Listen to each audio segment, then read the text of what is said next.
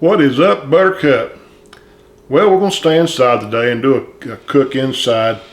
I'm thinking a smothered steak. I bought at Kroger the other day, I bought some of this, actually it's top round.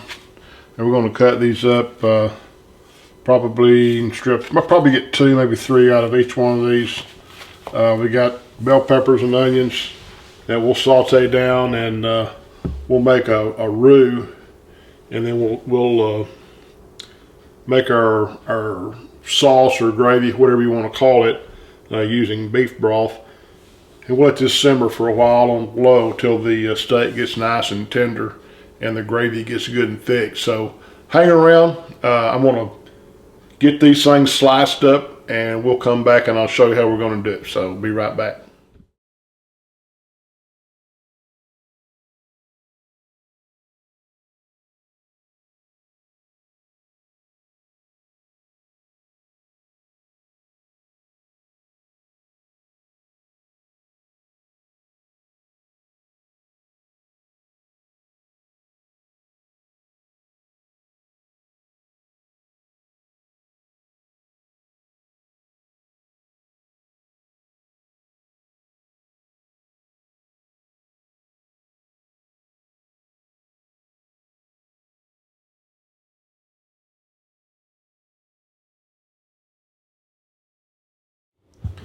Okay, we're back. We got our vegetables cut up, our peppers and our onions, and we've got those kind of set to the side. We're going to saute those in a few minutes.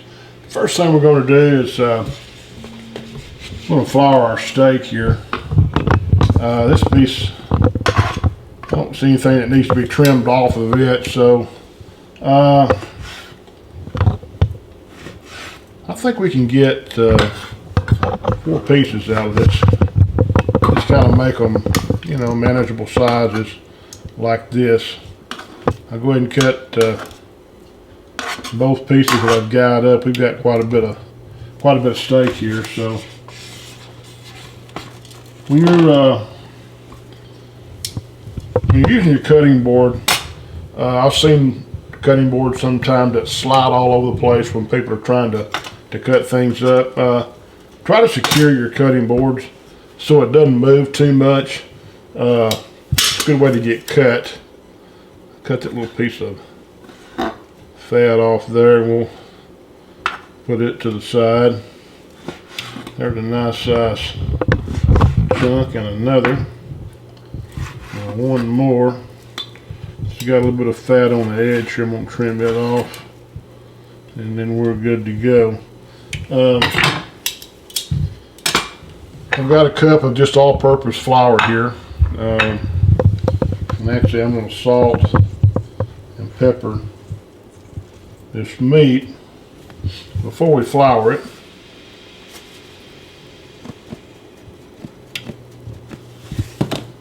Got this piece over here.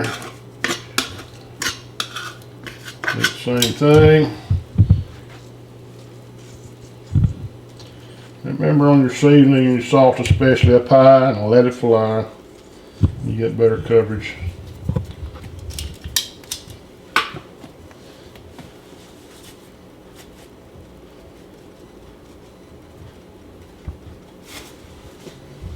So I'm going to check the temp of our canola oil, and we're at about 350. I think that's probably a sufficient amount of heat to start these. So just a light flour. We're not doing a double dip or anything like that. Shake off the excess. Lay them in.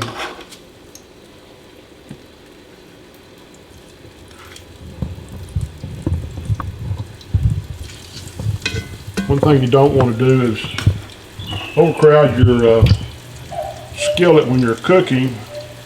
So it will make your meat kind of gray and not brown up like it should. So I'm going to get these going. We'll be back in a few minutes and see how it's coming. So stick with us.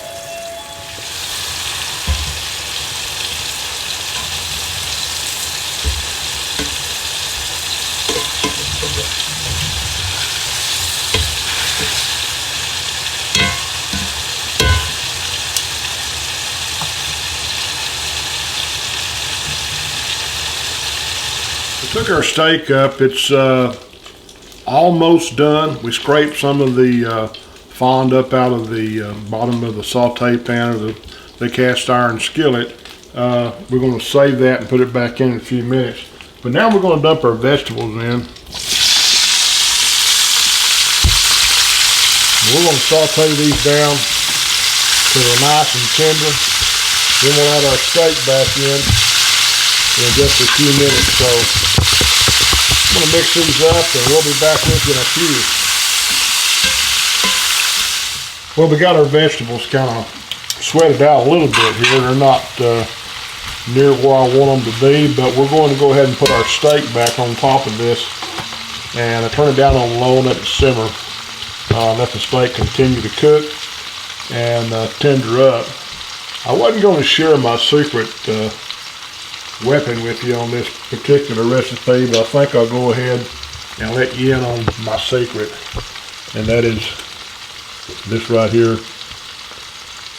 I'm going to throw a few dashes of this in, and now you know. Now you know. About like that right there. You hear that?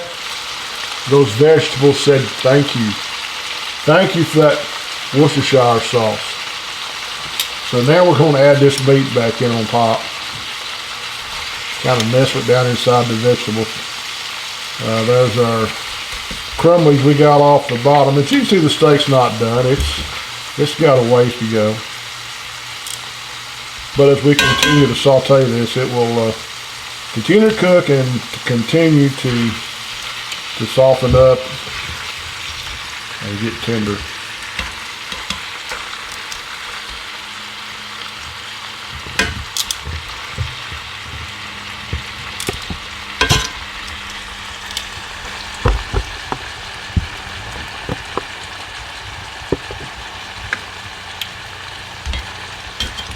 You know, if you just got a small family you're feeding, you could cut this recipe in half and do just fine. So I'm going to add just some regular old beef broth. I got some low sodium, 50% sodium beef broth, and just, you know, kind of eyeball it here. Probably about like so. Maybe a fourth, maybe a third of a container. This is a 32 ounce container. And we've got our heat kind of turned down a bit. I'm going to put the lid on, kind of crack it open a little bit. Let it sleep for a while. We'll come back and check it in about 20 minutes or so and see where we're at. So hang with me and we'll be back. We're back. We wound up simmering this for about an hour and 45 minutes. Kind of on a low setting with a lid on it covered, and come out pretty tender. Should be like fork tender, and it is. You can see. You know, you can use a cube steak or something like that and it not take as long to cook. That's totally up to you, but this is, like I said, top round, and it looks really good. I'm fixing to find out how well it tastes.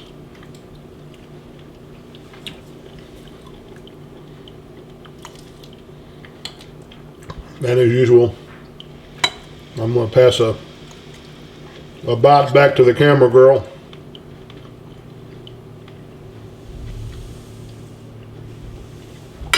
And see what she thinks.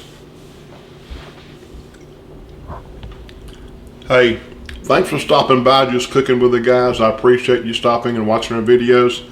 If you haven't subscribed yet, please do so. Hit that notification bell, and each time we do a new video, you'll be notified. So once again, thank you for stopping, and I'm gonna go eat, so I'll see you.